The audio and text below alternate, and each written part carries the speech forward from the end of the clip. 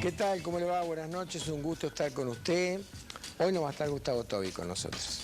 Pero de cualquier manera quería decirle que no estamos haciendo excepciones con este lunes, porque a la hora que fue grabado este programa, a las 5 de la tarde, ya estábamos en un cuasi lunes negro. Se habían caído las bolsas asiáticas, el promedio de caída fue entre el 5 y 6%. Se habían caído las bolsas europeas, promedio alrededor de 4,5–5%. El Merval estaba 4 puntos abajo, no sé cómo habrá terminado, pero la caída era perfecta. Y aparece en todos los mercados del mundo una palabra que sin que sea nueva, porque existe desde hace mucho tiempo, empieza a cobrar vigencia y todo el mundo la utiliza, y es la palabra volatilidad. A mí me encanta escucharla porque los analistas económicos, en lugar de decir desastre, bancarrota, caída en picada, un cráter tremendo, hablan de la palabra volatilidad de los mercados. Ese es el tema. Y en el mundo ya no se puede evitar que se empiece a hablar, en algunos países europeos, donde todavía todos los días, por ejemplo hoy Bélgica salió a rescatar un banco desesperadamente, ya se está hablando de estancamiento. Ya se está hablando de estancamiento de la economía. Y en Estados Unidos no son pocos los que dicen que ya entraron en recesión. Ese es el tema, y que Argentina, pareciera como la famosa película de George Clooney, La tormenta perfecta, no solamente que se tiene que enfrentar a esa tormenta que viene de afuera, sino que fabricó su propia tormenta. Hoy el riesgo país bajó un poquito, pero no bajó de los 1.770 puntos, un problema. Y la palabra en Argentina, aparte de volatilidad, recesión y estancamiento, aparece una palabra nueva y es desconfianza. Pareciera como que el primer semestre nos trajo el problema del lío con el campo. El segundo semestre, aparte de la crisis internacional, nos trae el problema de que el gobierno decide tomar el dinero de las AFJP porque necesita de alguna manera armar su esquema financiero para el año que viene, donde tiene vencimientos que algunos dicen 16.000 millones de dólares, otros llegan a los 20.000 millones de dólares. Pero ahí está más o menos redondeada la cosa. Con este esquema el gobierno, bueno, ha generado lo que yo estoy diciendo de mañana desconfianza. ¿Por qué? Porque hoy se toma el dinero de las AFJP y se estatiza todo. Y la pregunta que se empiezan a hacer algunos es, ¿y si no alcanza? ¿A dónde va? ¿Cuál es el próximo paso que va a dar el gobierno? ¿A dónde van a meter mano? ¿A los plazos fijos? ¿A los bancos? ¿Cómo? ¿De qué manera? Esa es la gran incógnita y la gran duda. Hoy tenemos un programa especial por cuanto el jueves de la semana pasada el doctor Héctor Paglia dio una conferencia magistral en la Fundación Hulton sobre las crisis, la crisis internacional y la crisis argentina. Nos pareció tan interesante que lo hemos invitado para que hoy venga al estudio y nos haga una síntesis de lo que expuso para que usted también pueda participar de todo ese conocimiento. Vamos a ir primero con nuestros auspicios y luego vamos con el doctor Paglia. Muy bien, como les anticipé, me acompaña el doctor Héctor Paglia, economista, y el jueves de la semana pasada dio una excelente conferencia sobre la crisis internacional y la crisis argentina en la Fundación Hulton. Me pareció tan buena que lo invité a que venga para que nos exponga en forma comprimida y sintetizada los valores más importantes de esa conferencia. Doctor Paglia, gracias por haber venido al programa. No, al contrario, gracias por sus conceptos y por esta invitación. Bueno, doctor, usted dividió en dos facetas su conferencia. La mitad fue analizando y exponiendo los temas de la crisis internacional, y en la segunda parte, en la pantalla, se apareció la palabra crisis, pero escrita con la letra K, para mostrarnos los valores de la crisis argentina. ¿Cómo arranca todo esto? Efectivamente, yo creo que habría que hacer una aclaración previa, que de no haber existido la crisis internacional, la segunda parte de la exposición lo mismo hubiera tenido las mismas características, porque Argentina tiene una agenda preexistente a la crisis que no ha abordado en tiempo y en forma. Con respecto a la crisis internacional, sintéticamente podemos decir que es una crisis que veíamos que se venía generando, que, como todas las crisis del capitalismo, empiezan a partir de un hecho económico concreto. ¿Cuál fue ese hecho económico concreto? Un mundo con muy bajas tasas de interés, por lo tanto abundante liquidez, y un mercado inmobiliario que empezó a captar un gran caudal de inversiones y que por lo tanto disparó los precios para arriba en una carrera que parecía que nunca se iba a detener. A partir de allí se empezaron a crear una serie de instrumentos financieros poco transparentes, opacos diríamos, en un mercado que a partir sobre todo de la gestión de Grispan en la Reserva Federal tenía una gran desregulación. Entonces estos instrumentos dieron lugar a un movimiento especulativo mayúsculo, en donde, para no entrar en detalles, pero para decirle a la gente que la gente compraba algo que una calificadora de riesgo le decía que era bueno, que por detrás tenía una rentabilidad esperada y liquidez ilimitada, y que además gozaba de una facilidad de ser negociado en el mercado nunca visto. Esto hizo que estos instrumentos se fueran multiplicando, fueran captando toda esa gran liquidez, y es precisamente un hecho económico concreto el que revierte las expectativas.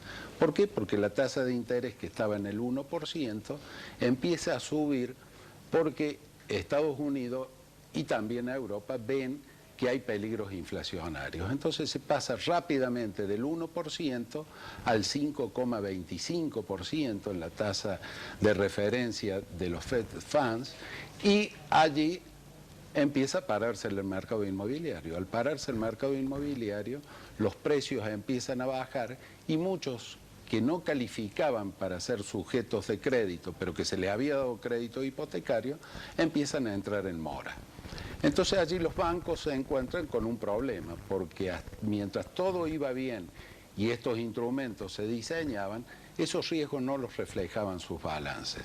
Pero a partir de que empieza a producirse la mora, el riesgo empieza a manifestarse en los balances, deben hacerse previsiones, que no es otra cosa que separar una parte del capital frente al riesgo de que no me paguen, y los bancos empezaron a encontrar este tipo de dificultades que, cual un mazo de naipes, empezó a caerse, y este efecto dominó empezó a ganar cierta preocupación primero en el mercado, y luego ya la preocupación se transformó en una desesperación por ver lo que estaba pasando. Una pregunta, doctor.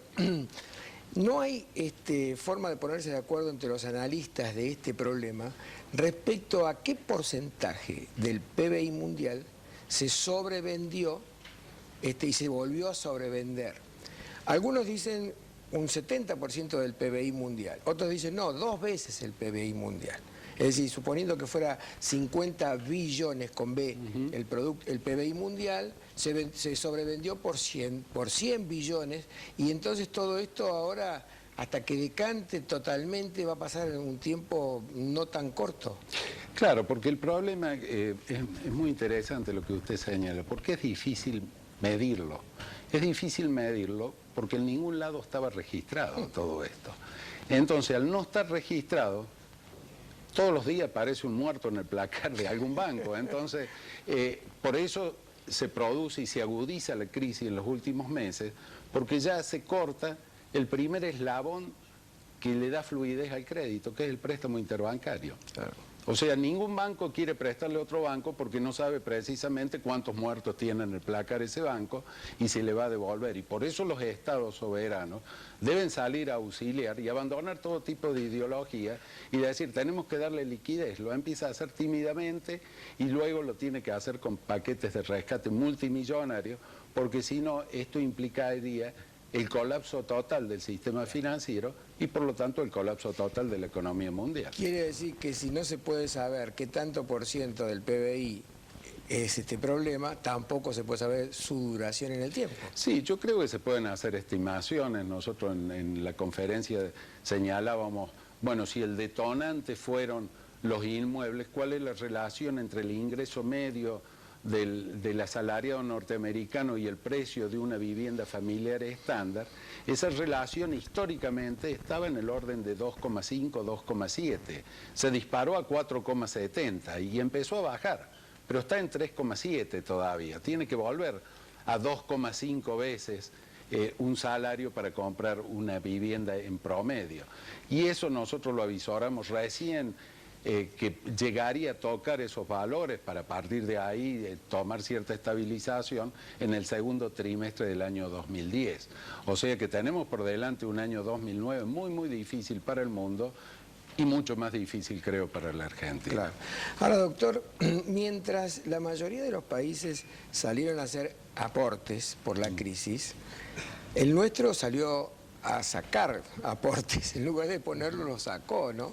Es decir, que al tomar el dinero de las AFJP de alguna manera no le hizo ningún favor al mercado, ¿no? No, a no dudarlo. Yo creo que en el tema concreto de la medida vinculada a FJP hay cuestiones objetivas y cuestiones subjetivas. Dentro de lo objetivo hay que decir que el sistema adolecía de numerosos desvíos, por llamarlo de alguna forma, y que merecía una profunda reforma. Ahora, la reforma no era de decirle a doña Rosa, le voy a sacar sus ahorros previsionales porque yo he estado, se los voy a administrar mejor y de acá 10 o 15 años le voy a asegurar que le voy a pagar la jubilación. ¿Por qué? Porque no es problema de este gobierno, es problema de la historia que nos condena, en donde el sistema de reparto no funcionó y porque además este mismo gobierno abrió la opción para que la gente pasara al reparto y mayoritariamente prefirió quedarse en las FJP. Sí, la gente se votó el 80% a favor. Exacto, 80% decidió quedarse. Pues bien, entonces había que hacer una reforma, había que dar la discusión, pero esto luce más como la necesidad de tomar esos fondos para atender grandes problemas de financiamiento que avisó la Argentina para el año próximo en mercados internacionales que están realmente en crisis. Le agrego un detalle, sí. El Amado Boudou, el presidente de la ANSES, ya dijo este fin de semana, podemos negociar todo, menos la intangibilidad de los recursos. Usted en la conferencia que dio hizo un cálculo casi perfecto de que eso demostraba que la toma de las AFJP correspondía más a la necesidad de financiamiento por la deuda que por otra cosa. Y sacó la cuenta de cuánto había respecto hoy los 95.000 millones de pesos, el 55% de eso está en bonos de la deuda pública y el resto usted lo dividía a $1 de 3,26 y le daba casi justa la cifra que debe el país. El cálculo mío de necesidad de financiamiento del gobierno nacional para el 2009 son 11.800 millones y prácticamente es el monto que le daría tranquilidad para que con el resto poder afrontar un año electoral. Afrontar un año electoral implica seguir con la política de subsidios, seguir con la política de ocultamiento de la inflación real en el país. Entonces, esto va a tener que hacer un gran esfuerzo el gobierno para demostrar que realmente nada ha tenido que ver la caja para tomar una medida de esta índole cuando hace un mes atrás estábamos ofreciendo reservas para pagarle de contado al Club de París o estábamos negociando con 3 bancos para volver a abrir el canje y que aquellos que no habían aceptado el canje de deuda tuvieran algún tipo de tratamiento a cambio de ingreso de fondo fresco y refinanciación de los créditos garantizados. Claro. Esa negociación se cae y paralelamente aparece esta medida de la FJP que, como le digo, va a tener que hacer un esfuerzo muy grande el gobierno para demostrar que otro es el objetivo. Doctor, yo en realidad lo saqué. Usted estaba llevando el hilo de la crisis internacional y yo me anticipé y lo metí con las AFJP, pero me gustaría volver a la crisis internacional para que usted le pueda poner el moño, hacer un broche de cierre y de esa manera después sí nos pasamos a la crisis argentina. La pregunta que le quería hacer es, ¿en esta crisis internacional va a haber ganadores y perdedores o va a haber todos perdedores? ¿O va a haber países que van a ser más apaleados por esta crisis? ¿Qué rol le cabe a los países emergentes y a los países que ya ni son emergentes como la Argentina? ¿Cuál es el cuadro de situación internacional? Bueno, el cuadro de situación internacional es muy complejo y es de esperar que los costos se repartan, no en forma igual, pero que todos los países tengan que enfrentar costos de esta situación, porque cuando uno dice China no va a crecer al 11%, va a crecer al 7% o al 6%, esto para China es los mismos efectos que una recesión. Claro. ¿Por qué? Porque implica más pobreza, dado el nivel de población que tiene. Entonces, ¿qué es lo que debemos esperar? Debemos esperar que Estados Unidos va a ajustar y va a ajustar por el lado del consumo. Vamos a vivir, después de la crisis, un mundo distinto al que hemos vivido ahora, pero que no hay que confundirse. No es la muerte del capitalismo ni el colapso del sistema, sino que vamos a vivir un sistema en donde las relaciones de crédito van a ser mucho más estrictas, donde va a haber más regulaciones, donde va a existir mayor coordinación entre los países para determinadas políticas. ¿Va a haber un poco más de estatismo en todos lados? Yo ¿Por creo, los controles? Yo creo que el Estado va a volver a asumir roles de control que nunca debió haber abandonado, pero no va a ser un activo participante en el proceso económico como actor empresario, por ejemplo. Si uno ve las medidas que ha tomado, por ejemplo, Estados Unidos y la Unión Europea, sobre todo en Estados Unidos, son medidas que tienden a la transitoriedad, es decir, a solucionar el problema, pero no a quedarse allí, es decir, a participar en determinadas entidades financieras, pero no con voz y voto, sino como contralor para salir de la crisis y después retirarse. Históricamente ha sido así, cuando fue la crisis de las cajas de ahorro y crédito para la vivienda, Estados Unidos actuó igual, lógicamente en una situación de menores dimensiones y de menor dramatismo. El modelo de los países nórdicos donde el Estado no se pone a competir con los privados ni a generar riqueza, pero sí que ejerce un fuerte contralor, ¿puede ser un modelo a tener en cuenta para el futuro? Sí, yo creo que ha quedado demostrado que el mercado por sí solo no regula ni resuelve todas las cuestiones. No porque el mercado no pueda hacerlo, sino porque actores del mercado aprovechan, ya sea por codicia, por malas prácticas y por delitos mismos, estas circunstancias y se producen este tipo de hechos. Doctor, me hace enseña que nos quedan 2 minutos, se nos pasó volando el bloque, pero me gustaría que así como le puso un cierre a la crisis internacional, le ponga otro a la crisis argentina, es decir, redondéeme el tema, así lo dejamos totalmente expuesto. Bueno, yo creo, primero, hay que señalar que Argentina con solucionar o buscar solución a cuestión económica no le alcanza. Es decir, yo creo que hay cuestiones que están por encima de lo económico, son cuestiones de índole político, de índole institucional, de seguridad jurídica que deben abordarse rápidamente para encontrar soluciones. En lo económico, la agenda impostergable que tiene Argentina son problemas que le van a aparecer en el frente fiscal y en el frente externo que hasta ahora no los tenía, la cuestión energética que sigue vigente, la cuestión de restablecer un sistema de precios relativos, cerrar su programa financiero e ir a una verdadera reforma y política sustentable en lo monetario y en lo fiscal. Sin esto en lo económico y sin previamente resolver las cuestiones institucionales, Argentina puede desembocar en una crisis de mucho mayor magnitud que la que vivió en el 2001. Es de esperar, porque hay tiempo para reaccionar, que no solamente el gobierno, sino toda la clase de dirigentes exija y participe en el diseño de estas políticas de Estado, que es lo que el país está pidiendo. Brevemente, ¿cuáles serían los condimentos para que pudiéramos ingresar nuevamente en default? Bueno, de hecho, si las expectativas afectan al sistema financiero, que por hoy no lo está afectando, pero sí es muy precaria la situación, dado que todos los depósitos están en muy corto plazo, y que el Banco Central, si tuviera que afrontar una gran parte de la masa de dinero circulante con reservas, la reserva, el fondo de maniobra que tendría el Banco Central, se agotaría rápidamente. Entonces, yo creo que el primer paso de default ya lo ha dado Argentina, si sale esta ley tal cual como está planteada de nacionalización de la FJP, porque usted mismo lo señaló, haciendo referencia a lo que decíamos el jueves pasado. Un 60%, un 57%, para ser más exacto, de esos 95.000 millones de pesos son bonos del Estado. ¿Usted cree que cuando estos bonos del Estado vuelvan al Estado, el Estado le va a cobrar al Estado, eso lo van a borrar del pasivo. Entonces ahí ya tenemos un primer default. Claro. Entonces el riesgo de default, por eso el mundo está temeroso de Argentina, amén de conductas políticas que puedan exacerbarse. Pero además, doctor Paglia, las AFJP compraron acciones de las empresas líderes de la Argentina y porcentajes importantes como el 15, 18, 20%.